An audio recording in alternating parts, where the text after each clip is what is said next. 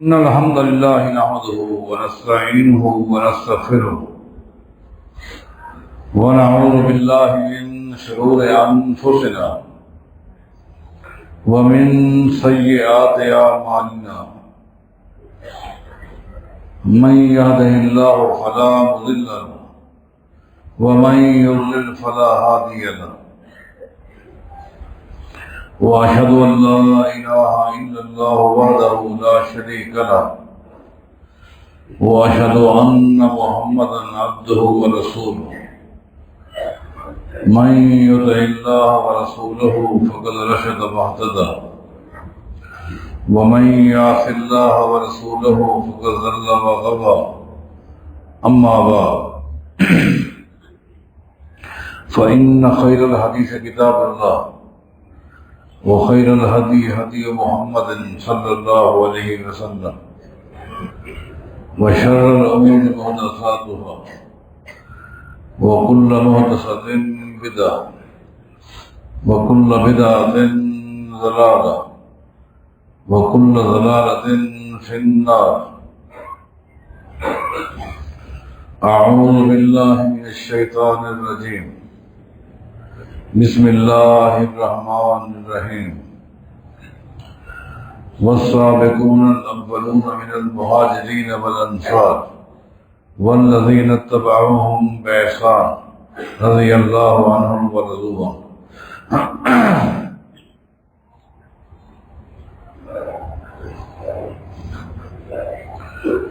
اہل بیت کا مقام، ان کی عظمت، ان کی شان اور ان کی خدمات، اسی طرح صحابہ کرام رضوان اللہ علیہم اجمعین کی عظمت، ان کا مقام، ان کی شان، ان کی خدمات تفصیل کے ساتھ بیان کرنے کے بعد صحابہ کرام میں سے وہ 10 خوش نصیب نفوس جنہیں ایک ہی مجلس میں نبی علیہ السلام نے جنت کی بشارت دی، کئی دنوں سے ان کی تفصیل، ان کا مقام، ان کی عظمت آپ کے سامنے پیش کی جا رہی ہے۔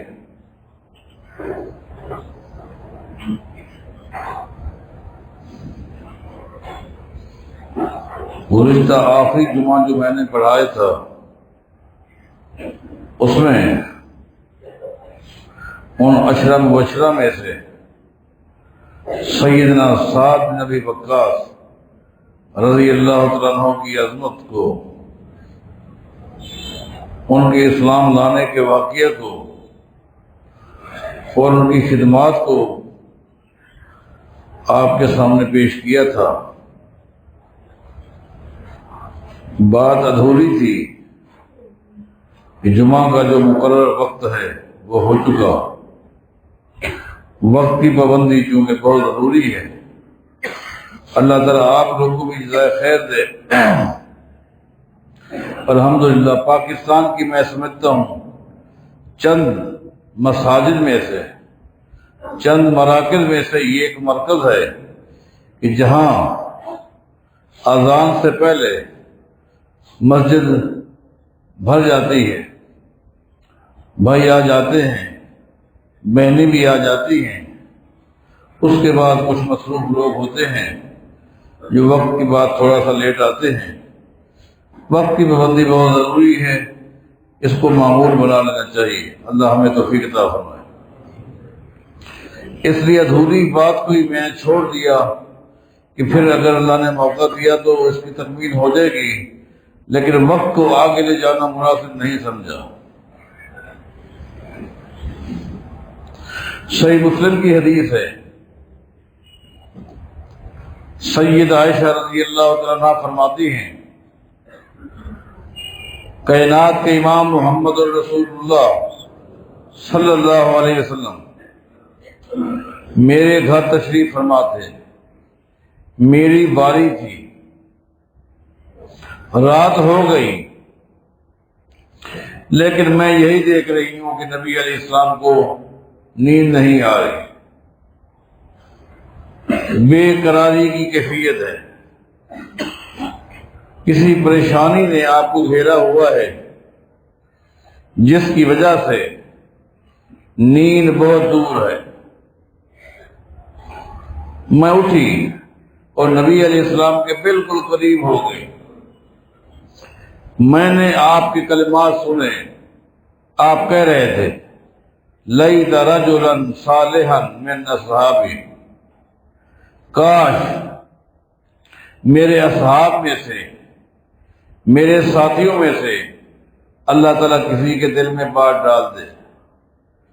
آج کوئی سمجھ نہیں آ رہی کس طرح کی پریشانی ہے، کیا غم ہے،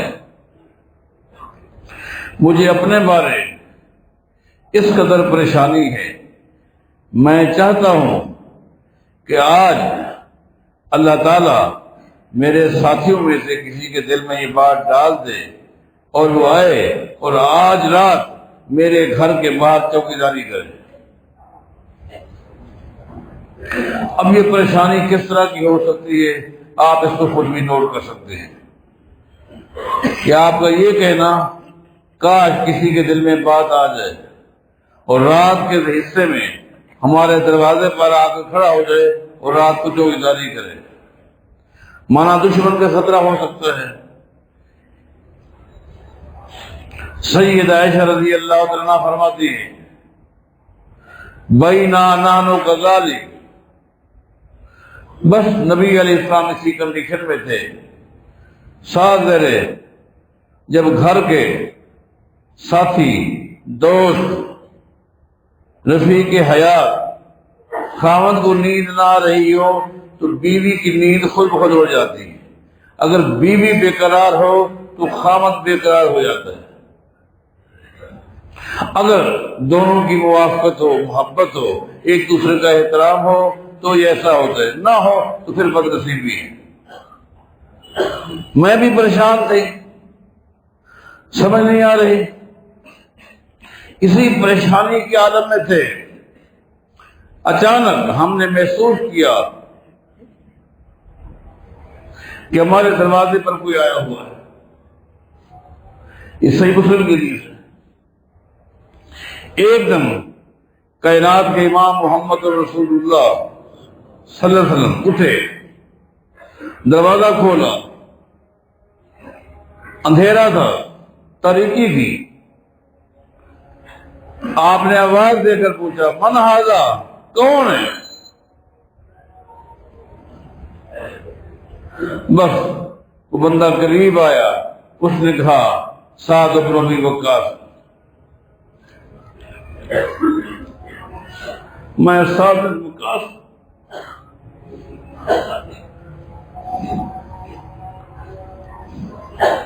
نبی علیہ السلام نے فرمایا ما جاء بک، رات کے حصے میں کیوں آئے، کیا مسئلہ تھا؟ دنیا سوئی ہوئی ہے، پورے مدینے میں سناٹا ہے، تو اٹھ کر یہاں کیا کر رہا ہے؟ خیریت تو ہے؟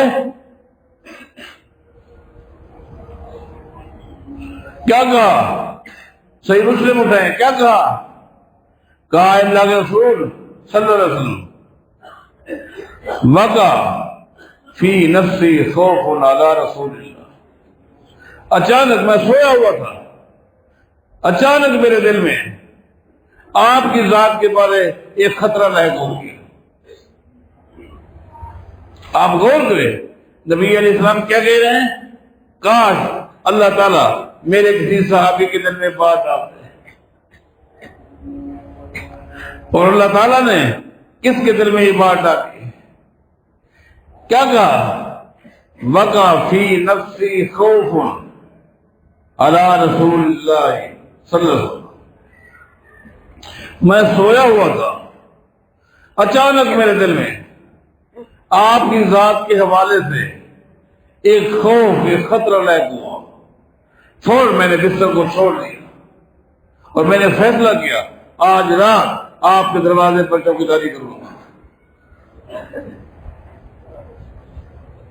اس حدیث سے پتہ چلا کہ سعد بن وقاص اللہ تعالیٰ کے بھی کتنے محبوب تھے، اللہ تعالیٰ نے ان کے ساتھ کتنی محبت کر دی، ان کے دل میں بات ڈالی، ان کو توفیق دی۔ سید عائشہ رضی اللہ تعالیٰ عنہا فرماتی ہیں ٹھیک ہے نبی علیہ السلام خوش ہو گئے، آپ آئے، اپنے بستر پر آپ سو گئے، اور جب تک آپ کو نیند نہیں آئی، جب تک آپ جاگتے رہے، سعد بن وقاص کے لیے دعائیں کرتے رہے۔ یہ وہ صحابی ہے،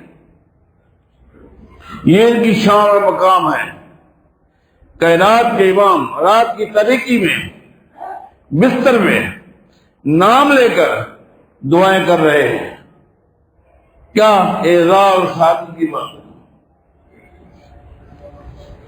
اس سے بڑھ کے سعد بن وقاص کا کیا مقام ہوگا، کیا شان ہوگی کہ نبی علیہ السلام صحابہ کرام کے ساتھ مسجد نبوی موجود ہے، نماز کا وقت نہیں تھا، اس کے علاوہ آپ بیٹھے تھے، کچھ لوگ آ بھی رہے تھے، کچھ لوگ جا بھی رہے تھے۔ نبی علیہ السلام نے صحابہ سے فرمایا یہ مسجد نبوی کا دروازہ دیکھا ہے، یہ سب نے کہا ٹھیک ہے۔ فرمایا کہ ابھی جو شخص اس دروازے سے داخل ہوگا وہ زمین پہ جلتا ہوا جنتی۔ بیٹھے ہوئے صحابہ کرام کہتے ہیں ہمارے دل میں بات تھی کاش ہم ابھی آتے اور اسی دروازے سے آتے، اب دیکھ رہے ہیں دیر ہو گئی، کوئی نہ آیا۔ یہ دلیل ہے کہ نبی علیہ السلام نے جو بات بتائی آپ ناطق کے وہی ہے۔ آپ اس جملے کو یاد کیا کریں کہ وما ينطق عن الهوى ان هو الا وحی یوحی کا معنی کیا ہے؟ آپ کی گفتگو اللہ کی وحی سے، آپ ناطق وحی، آپ عالم الغیب نہیں تھے۔ ایک دم ہم نے دیکھا اسی دروازے سے داخل ہوئے، کون؟ سعد بن وقاص رضی اللہ عنہ، آ کر بیٹھ گئے۔ اگلا دن ہوا نبی علیہ السلام روزانہ بیٹھتے تھے، درس ہوتا تھا، عقیدے کی باتیں ہوتی تھی۔ آج بھی آپ نے بالکل وہی فرمایا کہ اب اس وقت جو داخل ہوگا وہ زمین پہ چلتا ہوا جنتی ہے، تھوڑی دیر کے بعد آنے والے کون ہیں؟ سعد بن وقاص۔ تیسرے دن بھی ایسا ہوا، 3 دن نبی علیہ السلام کہتے اور داخل ہونے والے کون تھے؟ سعد بن وقاص رضی اللہ عنہ۔ ان کی خدمات، ان کی قربانیاں اور ان کا مستجاب الدعوات ہونا، یہ پچھلے خطبے کے اندر میں تفصیل کے ساتھ بیان کر چکا ہوں۔ غالباً 55 ہجری کے اندر ان کا انتقال ہوا۔ ان کا ایک گھر مدینے سے تقریباً 16 کلومیٹر کے فاصلے پر تھا، عقیق اس جگہ کا نام ہے۔ وہی انتقال ہوا، جب صحابہ کو پتہ چلا وہی پہنچے اور سعد بن وقاص کی لاش والی چارپائی کو وہی عقیق سے مسجد نبوی تک 16 کلومیٹر پیدل لے کر آئے۔ جب امہات المومنین کو پتہ چلا تو انہوں نے کہا سعد بن وقاص کی نماز جنازہ مسجد نبوی میں پڑھی جائے تاکہ ہم خواتین بھی نماز جنازہ میں شریک ہو سکیں۔ بعض لوگوں نے کہا کیا مسجد کے اندر بھی نماز جنازہ ہوتی ہے؟ یوں ہی یہ بات سید عائشہ رضی اللہ تعالیٰ عنہ کو پتہ چلی تو انہوں نے فرمایا کہ ما اسرع الناس عابوا علینا، لوگ اتنا جلدی بھول جاتے ہیں، لوگوں کو اتنی جلدی باتیں بھول جاتی ہیں۔ میں پوچھتی ہوں، بیضا کا بیٹا سعد جب فوت ہوا، نبی علیہ الصلوۃ والسلام نے سعد رضی اللہ تعالیٰ عنہ کی نماز جنازہ مسجد نبوی میں پڑھی تھی یا کسی اور جگہ پڑھی تھی؟ میں پوچھتی ہوں کہ نبی علیہ الصلوۃ والسلام نے سہیل کی نماز جنازہ کہاں پڑھی تھی؟ سہل کی بھی سہیل کی بھی نماز جنازہ کائنات کے امام محمد مصطفیٰ نے مسجد نبوی میں پڑھی تھی صلی اللہ علیہ وسلم۔ جس وقت سید عائشہ حوالہ دینے شروع ہو گئی تو ایک دم سناٹا طاری ہو گئی۔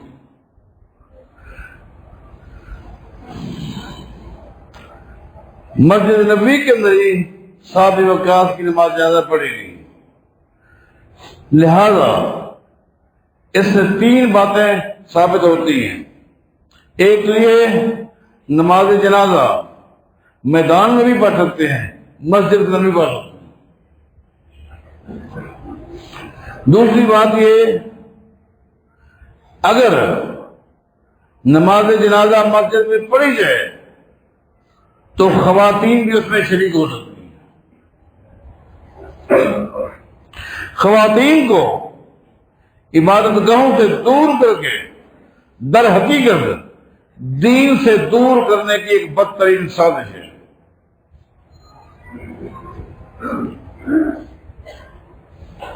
کیسے دور کیا جائے گا؟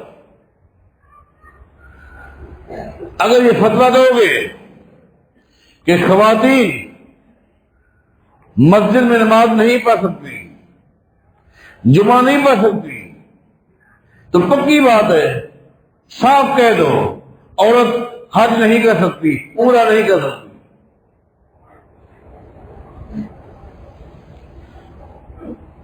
آپ کی مساجد بیت اللہ سے، مسجد حرام سے، مسجد نبی سے بڑھ کر آ گئی۔ یہ کہنا فتنے کا ڈر ہوتا ہے۔ آج کا یہ دور اگرچہ فتنوں والا دور ہے، فتنے ہی فتنے، مسائل ہی مسائل، لیکن اس کے باوجود بھی آج بھی اس بدترین فتنے کے دور کے اندر بھی اگر آپ کو پاکیزہ ماحول ملے گا تو مسجد ملے گا۔ مسجد میں داخل ہونے والا چاہے باہر کیسا بھی کیوں نہ ہو، لیکن یہاں بڑے ادب کے ساتھ، احترام کے ساتھ، بڑے تواضع کے ساتھ آ کر بیٹھتا ہے۔ آج بھی مسجد کا ماحول باہر کے ماحول سے بہتر ہے، اور دکھ کی بات ہوتی ہے آج تک ہمارے ملک کے کسی مفتی نے فتویٰ نہیں دیا کہ اور بازار میں نہیں جا سکتی، جبکہ نبی علیہ السلام نے فرمایا زمین پر بدترین جگہ بازار ہے اور سب سے بہترین جگہ مسجد ہے۔ آج کے اس پرفتن دور میں عورتیں بازار میں جائیں آپ کو کوئی اعتراض نہیں، خواتین شادی ہال میں جائیں آپ کو کوئی اعتراض نہیں۔ آج کے بدترین دور میں خواتین مختلف پارکوں میں جائیں آپ کو کوئی اعتراض نہیں، ساحل سمندر پہ تفریح کے لیے جائیں کوئی اعتراض نہیں۔ اعتراض ہے مسجد کے لیے۔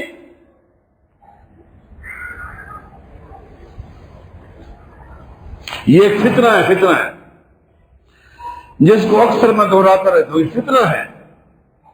فتنہ کیا ہے؟ ہر پیدا ہونے والا بچہ اگر بعد میں بنتا ہے، انجینئر ہے، یہ ڈاکٹر ہے، یہ پروفیسر ہے، یہ ایم پی ہے، یہ ایم این اے ہے، یہ کچھ بھی ہے، لیکن سب سے پہلی اس کی تربیت گاہ، سب سے پہلا مرکز تعلیم، سب سے پہلا ادارہ جہاں سے وہ تربیت حاصل کرتا ہے وہ ماں کی گود ہے۔ یہ در حقیقت پیدا ہونے والے بچے کی پہلی تربیت گاہ کو برباد اور خراب اور گندا کرنے کی سازش ہے۔ اسلام نے کہا بچہ پیدا ہو، جو بھی زبان چلانا سیکھے اس کو توحید کی کلمہ سکھلاؤ، دینی تعلیم دو۔ یہ کون سی عورت دے گی جس کے پاس خود تعلیم ہوگی؟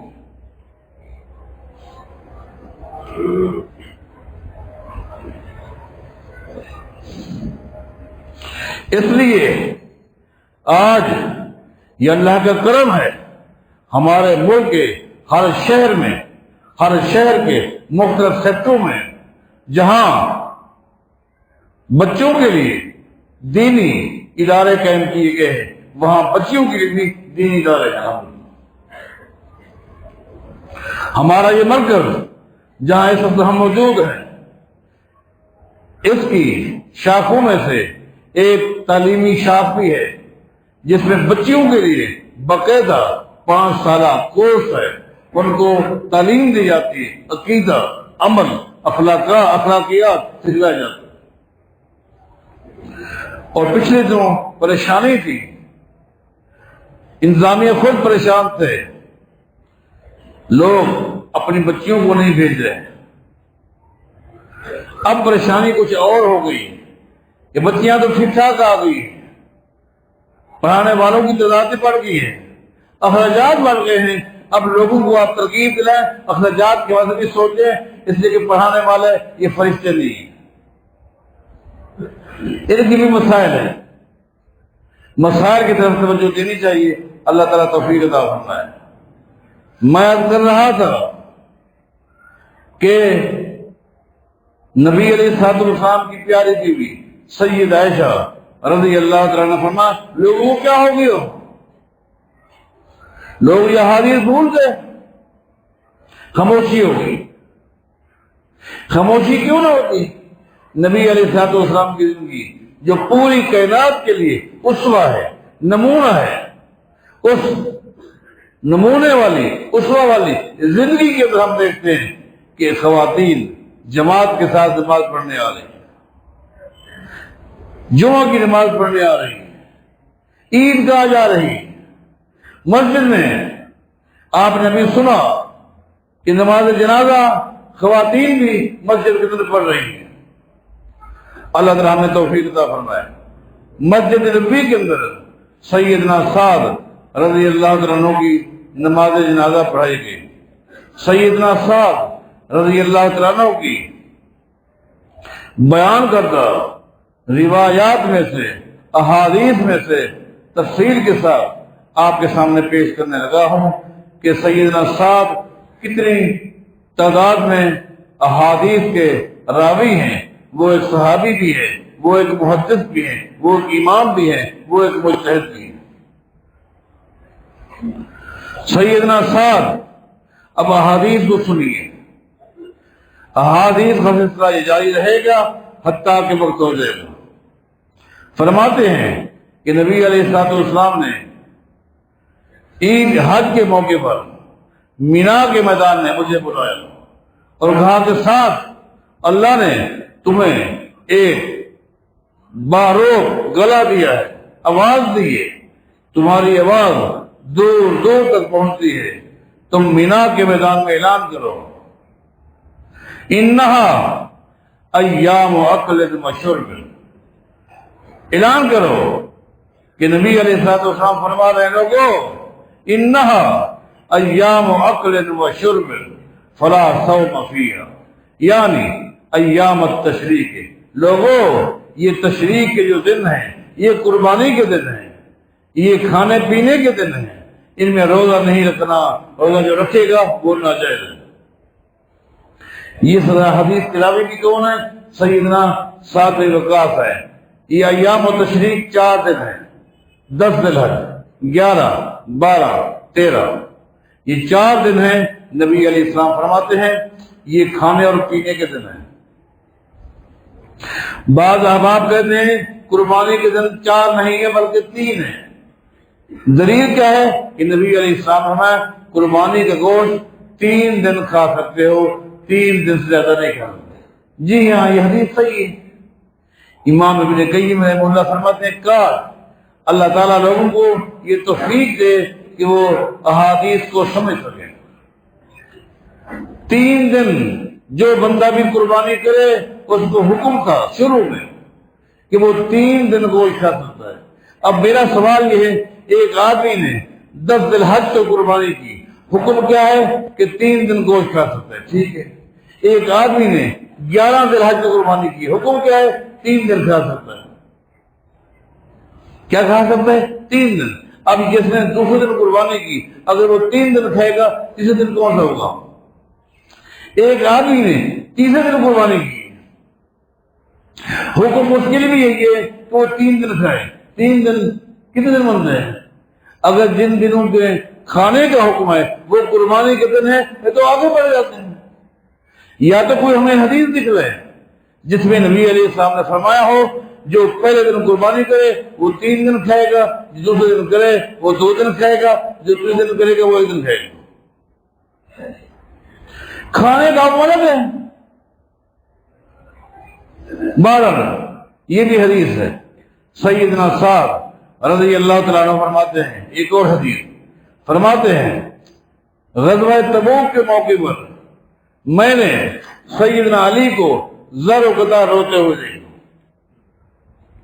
نبی علیہ السلام موجود ہیں اور سنیت الوداع کا موقع ہے، جگہ ہے، اور سیدنا علی رو رہے ہیں۔ کیوں؟ اس لیے کہ نبی علیہ السلام نے غزوہ تبوک کی طرف جانے سے پہلے سیدنا علی کو فرمایا تھا تو یہاں رہے، تو نے یہاں رہنا ہے، نمازیں پڑھانی ہیں، لوگ آئیں گے اور سے ملاقاتیں کرنی ہیں، میں تجھے یہاں چھوڑ کے جا رہا ہوں۔ جس وقت نبی علیہ السلام چلے گئے تو مدینے کے اندر جو منافقین رہتے تھے انہوں نے، منافقین تو آپ جانتے ہیں، انہوں نے سیدنا علی سے کہا پتہ ہے تجھے یہاں کیوں چھوڑا گیا؟ اس لیے جو لوگ بزدل ہیں، جن کے اندر جانے کی ہمت نہیں ہے، نبی علیہ السلام نے ان کو یہاں چھوڑ دیا۔ ان کو رونا آ گیا۔ اس کا مطلب یہ ہو کہ میں بزدلوں میں ہوں، کمزوروں میں ہوں، اور روتے ہوئے نبی علیہ السلام کے پاس پہنچ گئے۔ سیدنا سعد کہتے ہیں رو رہے تھے اور نبی علیہ السلام اما ترضى یا علی، اے علی اما ترضى ان تكون منی بمنزلة ہارون من موسیٰ الا النبوة۔ علی تجھے یہ بات پسند نہیں ہے کہ موسیٰ علیہ السلام جب طور سینا پہ جانے لگے اپنا نیب جن کو بنا کے گئے تھے ہارون کو، ہارون نبی بھی تھے، ہارون نبی بھی تھے، موسیٰ کے نیب بھی تھے۔ نبی موسیٰ علیہ السلام طور پہ گئے، اپنا نیب ہارون کو بنا کر گئے، محمد تبوک کی طرف جا رہے ہیں، اپنا نیب علی کو بنا کے جا رہا ہے۔ الا النبوہ، فرق اتنا ہے کہ ہارون بھی نبی تھا، موسیٰ بھی نبی تھا، میں نبی ہوں تو نبی نہیں۔ اس حدیث سے بھی بعض لوگ کہتے ہیں کہ جی نبی علیہ السلام نے اپنا نیب سیدنا علی کو بنایا تھا، لہذا جب اللہ کے نبی چلے گئے تو آپ کا نیب علی ہے، خلافت ان کو ملنی چاہیے تھی، ابو بکر حق نہیں تھا۔ حالانکہ اگر اس حدیث سے کوئی بندہ استدلال کرتا ہے تو یہ استدلال اس لیے باطل ہے کہ موسیٰ علیہ السلام نے نیب بنایا تھا اپنی زندگی میں، یا تو ثابت کریں کہ موسیٰ علیہ السلام کی وفات کے بعد ہارون علیہ السلام ان کے نیب بنے ہوں، پھر تو ہم کہیں گے ٹھیک ہے، جس طرح موسیٰ علیہ السلام کی وفات کے بعد ہارون نیب تھا، محمد مصطفیٰ کی وفات کے بعد بھی علی نیب ہے۔ ثابت نہیں کر سکتے، کیوں؟ اس لیے کہ ہارون علیہ السلام موسیٰ علیہ السلام کی زندگی میں فوت ہو گئے تھے، زندگی میں فوت ہو گئے تھے۔ موسیٰ علیہ السلام کے بعد تو وہ نیب بنے نہیں، اس کو آپ دلیل نہیں بنا سکتے، نہ ہی یہ دلیل بن سکتی۔ بہرحال میں کر رہا تھا، سیدنا سعد بن وقاص کہتے ہیں ایک دن نبی علیہ السلام کے ساتھ میں تھا، آپ مسجد معاویہ میں گئے، وہاں داخل ہوئے، آپ نے 2 رکعت نماز پڑھی اور ایک کونے میں بیٹھ کر اس قدر دعائیں مانگی، اس قدر دعائیں مانگی، میں دور بیٹھا تھا اور میں دیکھ رہا تھا کہ نبی علیہ السلام دعا بھی مانگ رہے ہیں اور رو بھی رہے ہیں، آپ کے آنسو بھی ٹپک رہے ہیں۔ کافی دیر کے بعد نبی علیہ السلام آئے اور کہا، اے سعد، پریشان تو نہیں ہو گیا؟ مجھے دیر ہو گئی، سألت ربی ثلاثا، دیر تو کافی لگی لیکن میری دعائیں آج صرف 3 تھی، صرف میں نے آج 3 دعائیں مانگی، اتنا دیر لگی 3 دعائیں مانگنے کے لیے۔ اللہ نے 2 دعاؤں کو قبول کیا اور 1 قبول نہیں کیا۔ انبیاء مستجاب الدعوات ہیں۔ اللہ تعالیٰ نے کائنات کے امام محمد رسول اللہ صلی اللہ علیہ وسلم کی 2 دعائیں قبول کی، 1 دعا کو رد کر دیا، نہیں یہ قبول نہیں کرتا۔ اس بات کی دلیل ہے کہ اللہ تعالیٰ کسی کا پابند نہیں ہے، حتیٰ کہ انبیاء کا بھی پابند نہیں ہے، جس کی چاہے دعا قبول کرے، جس کی چاہے نہ کرے۔ اے اللہ کے رسول صلی اللہ علیہ وسلم، آپ نے کیا دعائیں مانگی تھیں؟ وہ کون سی 3 دعائیں جو آپ نے مانگی؟ اور 2 دعائیں اللہ نے قبول کر لی، 1 قبول نہیں کی۔ جی ہاں، میں نے پہلی دعا اللہ سے یہ مانگی، لا یہلک امتی بالغرق۔ اے اللہ، جس طرح سابقہ انبیاء کی امتیں نافرمان ہو گئی، باغی بنی، ان سے گناہ ہوئے اور تم نے ان پر عذاب نازل کیا اور وہ پوری کی پوری برباد ہو گئی۔ اے اللہ، جس طرح سابقہ انبیاء کی امتوں کو ان کی نافرمانیوں پر تم نے برباد کر دیا، کسی پر پتھروں کی بارش برسی، آندھی پھیر دی، پوری امت غرق ہو گئی۔ اے اللہ، پوری میری امت کو کبھی غرق نہیں کرنا، برباد نہیں کرنا۔ میری امت ہے، ان سے بھی غلطیاں ہو سکتی ہیں، ان سے بھی گناہ ہو سکتے ہیں، لیکن اے اللہ، اجتماعی طور پر میری پوری امت کو کبھی بھی ہلاک نہیں کرنا۔ اللہ نے کہا ٹھیک، وعدہ ہو گیا، آپ کی پوری امت کو ان کے گناہوں کی وجہ سے، نافرمانیوں کی وجہ سے، بغاوتوں کی وجہ سے، زیادتی کی وجہ سے برباد نہیں کروں۔ دوسری دعا مانگی، لا یہلک امتی بالسرا۔ اے اللہ، جس طرح سابقہ انبیاء کی امتوں پہ ایسا بھی ہوا کہ تو نے اچانک پوری امت پر قحط طاری کر دی، ایسی قحط، ایسا قحط کہ تباہ و برباد ہو گئے، جانور مر گئے، پرندے مر گئے، انسان مر گئے، زمین پر اس نبی کی امت کا ایک بندہ باقی نہ بچا۔ اے اللہ، میری امت پر، پوری کی پوری امت پر قحط سالی نازل نہیں کرنا، قحط سالی نازل نہیں کرنا۔ اللہ نے فرمایا وعدہ ہو گیا۔ اے اللہ، میری تیسری آخری دعا یہ ہے، لا یجعل بعثہم بینہم۔ اے اللہ، آج میں اپنی امت کو دیکھ رہا ہوں کہ میری امت آپس میں محبت کرتی ہے۔ محمد رسول اللہ والذین معہ اشداء علی الکفار رحماء بینہم۔ آج میری امت آپس میں مہربان ہے، حد درجہ محبت کرتی ہے۔ اے اللہ، کیا مطلب میری امت کے درمیان اسی محبت کو قائم رکھنا، ان میں اختلاف نہ ہو، جھگڑے نہ ہو، ناراضگیاں نہ ہو، میری امت آپس میں قتل و غارت نہ کرے، ایک دوسرے کو دیکھ کر اپنے چہرے نہ پھیرے۔ جو محبت آج میری امت کے درمیان ہے، اے اللہ، کیا مطلب میری امت کے درمیان اسی محبت کو قائم رکھنا۔ اللہ نے فرمایا یہ دعا قبول نہیں ہے۔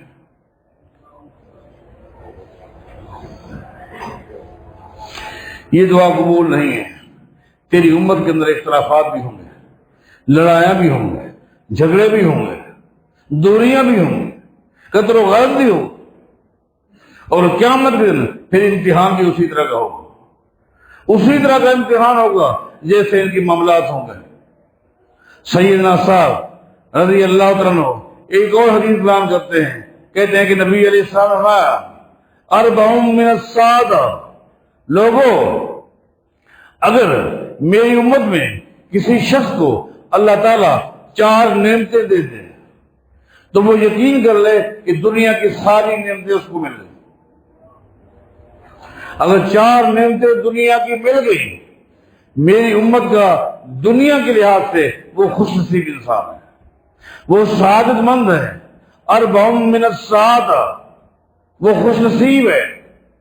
اور جس شخص کو یہ 4 نعمتیں نہ ملی، ان سے محروم ہے، تو سمجھ لے دنیا کی نعمتوں سے محروم ہے، آخرت کا معاملہ الگ ہے۔ یہ 4 نعمتیں ہیں، جس کو مل گئی وہ یہ سمجھ لے اللہ کا بڑا انعام ہو گیا، بڑا انعام۔ وہ کیا ہے 4 نعمتیں؟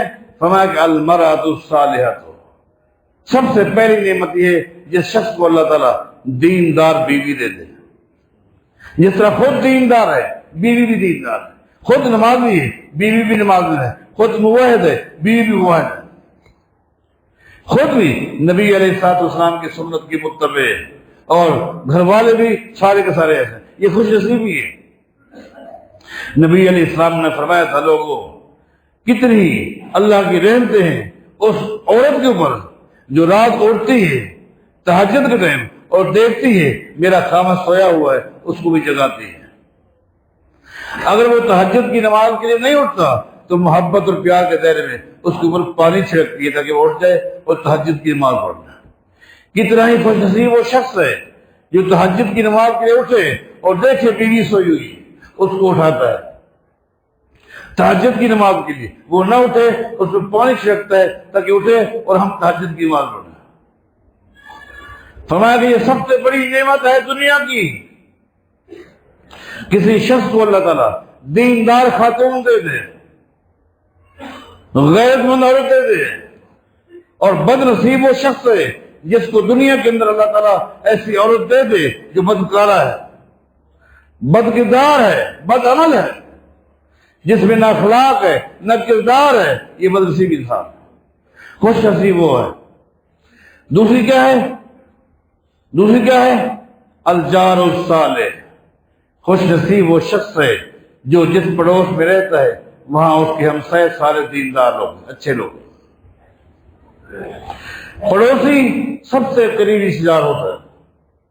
نبی علیہ الصلوۃ والسلام نے فرمایا یوصینی بالجار حتی ظننت انہ سیورثہ، ایک دن جبریل علیہ السلام آئے اور کھڑے ہو کر اتنا مجھے ہمسائے کے حوالے سے نصیحت کرتے رہے، اس قدر باتیں کی حتیٰ کہ میں یہ سمجھا کہ شاید یہ پڑوسی جو ہے یہ بھی شریعت کے اندر جائیداد کا وارث ہے، جس طرح بیٹا یا باپ وارث ہوتا ہے۔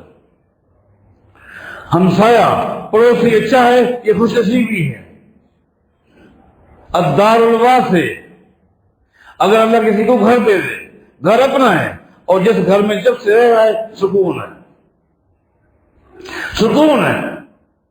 بد نصیب وہ شخص ہے جس کا گھر تو ہے لیکن سکون نہیں، جس گھر میں بھی جاتا ہے سکون نہیں، ٹینشن ہے، سکون نہیں۔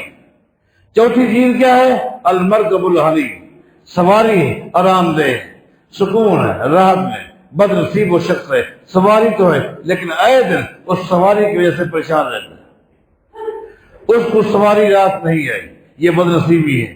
تو یہ روایات تھی اور بہت ساری تھی لیکن وقت ہو گیا۔